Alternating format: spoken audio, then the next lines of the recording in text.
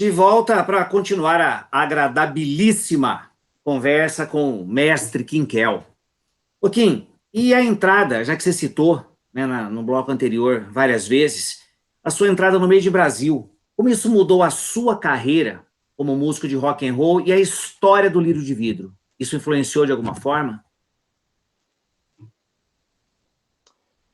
Totalmente. Eu acho que o Lírio de Vidro, apesar da energia e tudo, que era uma coisa bastante incontrolável, eu vou te dizer, o Lírio de Vidro estava acabando com a gente, cara.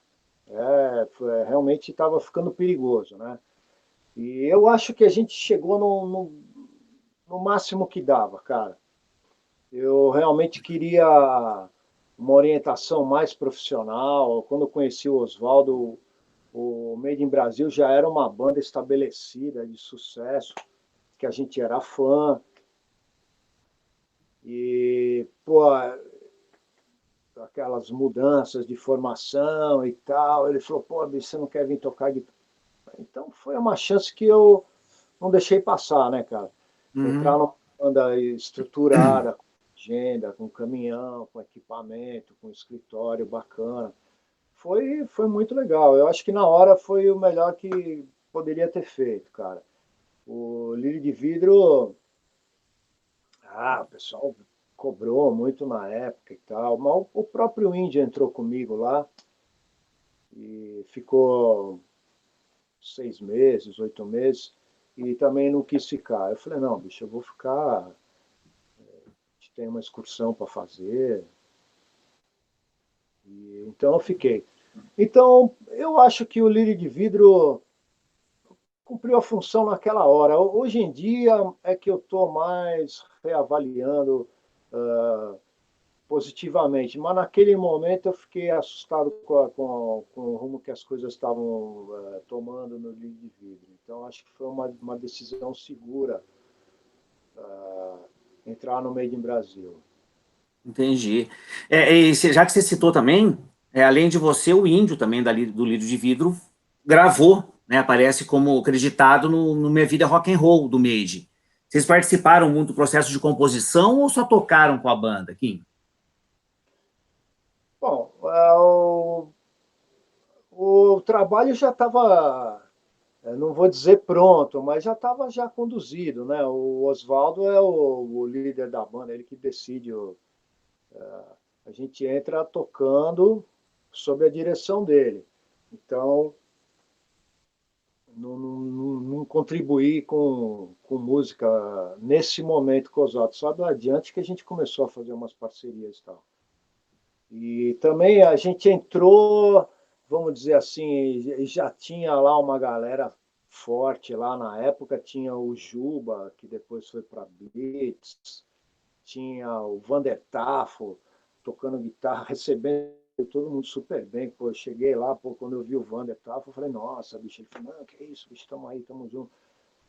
E o Ricardinho é o Depose, o Eduardinho, perdão, Ricardinho não, é o Eduardinho Depose do Burma, um argentino que até hoje toca muito blues, muito rock and roll na Argentina.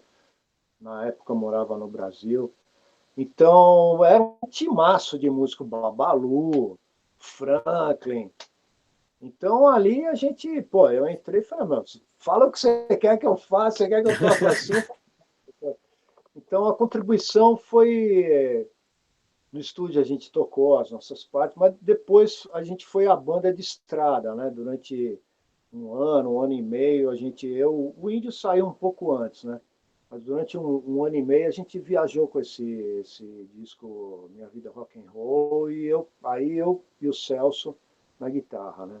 Entendi. Depois. Oh, desculpa. Foi. Não, desculpa, pode falar.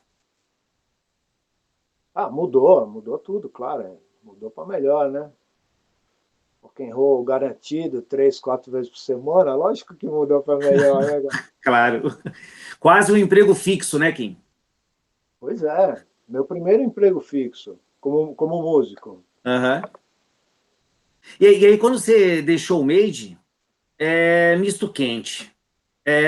Você trouxe alguma ideia antiga que você já tinha no livro de vidro, por exemplo? Ou é tudo inédito, composto ali, para o misto quente especificamente? Para mim, só vai mudando o nome, né? Eu vou levando as minhas ideias adiante. É uma continuidade, né?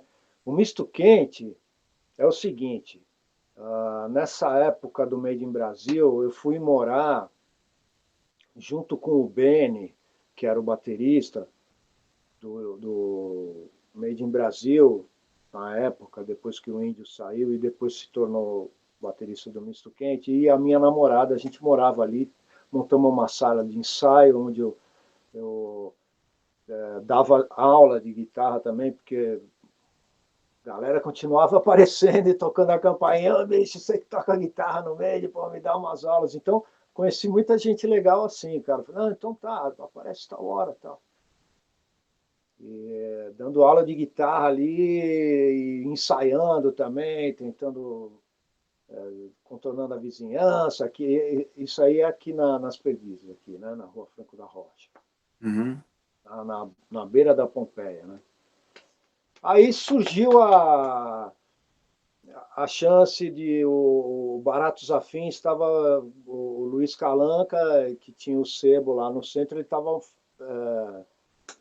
falando, fazendo uma gravadora, já gravei 2 discos e eu quero gravar uma banda de rock e tal, pá, mas vocês têm que fazer o seguinte, eu quero uma banda assim assada. Aí ele é o Calanca, um produtor mão pesada, né? Ele falou, não, bicho, eu quero um quarteto, você vai tocar junto com o Thomas. O Thomas quer fazer um disco e você também. Então vocês vão fazer junto. Então ele meio que montou o Misto Quente e com o Thomas Berman, que era do Bagas Blue, que tinha portado no Brasil aqui naquela época. Alemão, né, o Thomas? Isso. E o Benny Berger e o baixista, o Marcinho Milani, que era sobrinho do Osmar Milani da orquestra, contrabaixista muito bom, que depois abandonou a carreira, virou executivo de banco, né? Mas isso é outra história. E o Thomas Berman era um cara muito legal, cara, e eu e ele, a gente dava muita cabeçada, a gente brigava muito, cara, era um cara muito daquela educação, um cara alemão, um cara, você faz isso, você faz aquele e tal. Então, o Misto Quente, inclusive, tinha esse nome porque era um conflito direto, né? E esse disco teve muito conflito na gravação. Não, você não vai cantar essa frase, você não pode cantar isso no disco que eu tô e tal. Pá. E foi assim, esse clima assim, beligerante, direto, né? Então, não tinha como durar, cara. O, umas músicas eu ia cantar e depois eu cheguei lá e a voz estava rock and roll, né, cara? Rock and roll. Uma coisa que eu sempre tive curiosidade é se o alemão realmente chama Thomas Biermann, toma uma cerveja, homem, ou isso é só um nome artístico dele, porra? Porque o nome dele encaixa para um alemão perfeitamente. Não, realmente é o nome dele, cara. E hoje em dia o Thomas ele faleceu há uns 3 anos atrás, né? Uhum. E depois a gente teve a oportunidade de fazer um resgate, vamos dizer, da nossa amizade. A gente se encontrou algumas outras vezes. E era um cara sensacional, cara. Era um cara espetacular, um cara viajado, muito culto, bacana. Assim como o Beni, que também, meu querido amigo Beni, que também morreu há uns 5, 6 anos atrás, era a alma mais pura que existia, cara. Era um super músico, era uma alma, era uma criança, né? Então, hoje em dia, eu tenho esse aperto no coração do Misto Quente, porque eu acho que poderia ter crescido muito mais. Mas foi uma época muito difícil e às vezes o pessoal fala, oh, toca tal música e tal, e às vezes a música para nós vem com uma carga forte, né? Aham. O Lírio de Vidro, para mim, foi difícil ouvir aquelas fitas e tal, e passar por aquilo, porque bota você naquele momento da criação, naquele incômodo, aquela insegurança, você é jovem, pai, tal, cheio de. Né? É, Então, às vezes é e, doloroso. e música e perfume não tem como você esquecer, né, cara? Pois é, eu acredito que tá muito. Às vezes você ouve aquilo, você fala, nossa, vai para aquele momento no tempo imediatamente, né? É uma coisa. Uhum. Mas enfim, o misto quente, cara, hoje em dia eu gosto mais. Mas na época eu fiquei puto porque eu achei que teve muita interferência e tal, e não quis levar adiante. E naquele momento dos anos 80, Kim, houve alguma pressão para vocês de fazerem algo mais BR rock, mais comercial, que começava a estourar nas rádios ou não?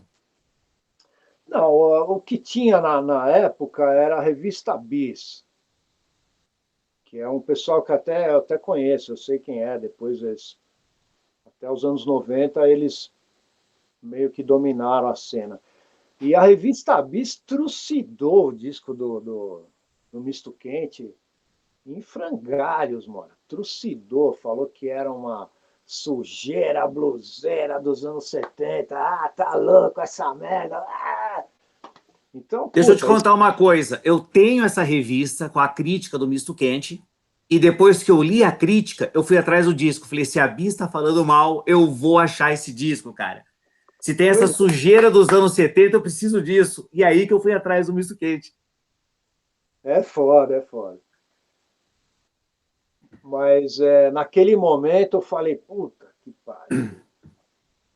Fiquei puto, porque tinha toda aquela, né, aquele clima, aquela bateção de cabeça. Eu falei, puta, era só o que faltava, né?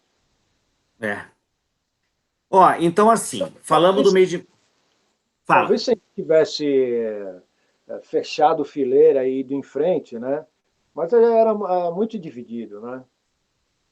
É. A E aí, banda. já que você tocou no assunto também, eu queria terminar. A gente está encurtando o que eu tinha programado por conta de uma proposta que o Kim fez para a gente, que já já eu conto para vocês. E como eu não posso perder isso de forma alguma, a gente vai diminuir algumas perguntas para poder fazer, por em prática, a proposta do mestre no final. Então a gente vai ouvir agora do Minha Vida Rock and Roll do Made, Gatinha Fujona, Mickey Mouse, a Gata e Eu, uma releitura, né, do Ernie K. Doe, a Certain Girl, de 61, que ficou famosa depois com Yardbirds, né, mestre? Mas que ficou, é uma releitura sensacional. E aí a gente Exatamente. vai ouvir duas coisas que eu tive o prazer de receber diretamente das mãos de Kim Kell, duas das músicas do álbum do Misto Quente, de 82, Desprevenido e Os Bons Tempos, porém os outtakes das duas músicas, que não entraram no disco. É isso, mestre? Exatamente. Como eu contei para você agora, são os takes com a minha voz. Legal. Não, eu não A hora que eu editei. recebi, eu já fui ouvir direto. Falei, nossa, eu preciso ouvir isso. Legal. Esse era para ser. A gravação era para ser essa com você cantando. Isso faz parte desses pequenos atritos que você estava contando para gente, é isso? Não, não, eu gravei, deixei a voz gravada e tá, gravou, tá, tudo bem, tá, então tá. E, cara, no dia que eu peguei o LP em casa e botei em casa, não era eu cantando. É, acontece, né? Mas é isso aí, depois, olha, isso aí, obviamente, eu fiquei puto da vida com o Luizinho, durante anos eu não fui lá e tal, mas hoje em dia eu vou lá, a gente vai lá e Tá tem, tudo certo. tudo certo. Mas Então, pera. na hora eu fiquei bravo. Nossa, imagino. E aí a gente já volta daqui a pouquinho de novo para mais umas indagações ao mestre Quinquel. Som na caixa.